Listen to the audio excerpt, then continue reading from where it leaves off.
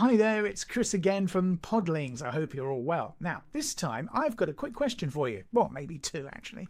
But anyway, how many school newsletters end up in the recycling bin or get deleted unopened? Who knows, but quite a few of them, right? And teachers, how many hours have you poured into crafting these newsletters, only to hear parents at the gate saying things like, "We didn't know about this," and not because they don't care, but because the update was buried in a long email or a clunky PDF that never quite fits into real life. Let's be honest, the school newsletter is struggling. It creates more work for staff and doesn't always connect with the busy families. The future of school communication isn't another template. I think it's something simpler, more human, and way more engaging. Now, over the years, the problem's been that the newsletter was the bridge between classroom and living room. But the way we live has changed in the 21st century. As parents, we're all overloaded. Our phones are buzzing with work updates, WhatsApps, social posts, school apps. A text-heavy PDF titled Weekly Update just gets lost. And when do parents have the time to even sit and read it? What, in the car park waiting for pickup? On the commute or while cooking dinner?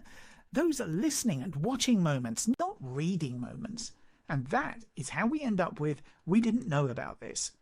Teachers, you guys feel the strain as well.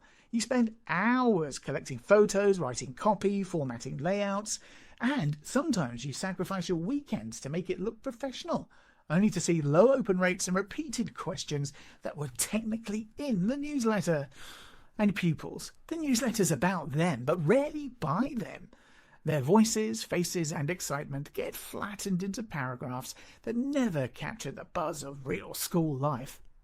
So the hidden cost of all this isn't just poor communication. It isn't just about missed dates. It chips away at connection. Parents want to be involved in their kids' school lives, right? But if the update isn't accessible, they can't reinforce their learning at home. So they're sitting around, and instead of "How was school?" "Fine," which is the normal sort of conversation that a lot of people have, we could have something like, "I saw the rainforest project you did. Which animal did you pick?" That single specific question builds real conversation in family. PDFs also create barriers. Static PDFs are hard to translate. Captions, transcripts, and subtitled clips are far more inclusive. Without that, some families could get left behind. And pupils, they miss out on having their achievements shared in the way that truly means something to them and their families. So, from newsletters to podcasts, what's the alternative? Well, as we know, it's probably not a prettier PDF, but this whole new approach, podcasting, both in audio and video form. It's designed for how families actually live nowadays. Audio podcasts let parents listen anywhere, in the car, on a walk, or over dinner. Video podcasts add faces, demonstrations, classroom highlights, and short interviews that pupils love to lead. At Podlings, we make this safe and simple for you. Our producers are DBS checked. We handle the tech, editing and publishing, and staff don't need to learn software or squeeze yet another task into an already full week. Now, this is why it works. It fits into real life. Parents can listen or watch the podcasts on the go. There's a human connection. Hearing the head's voice or seeing pupils present beats a block of text every time.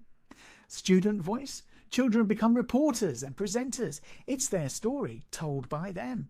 There's better access. You've got captions, transcripts, and translation tools that make updates inclusive for all. And it's real learning. For teachers, it's not admin as well, and it's a project that builds writing, speaking, and digital literacy.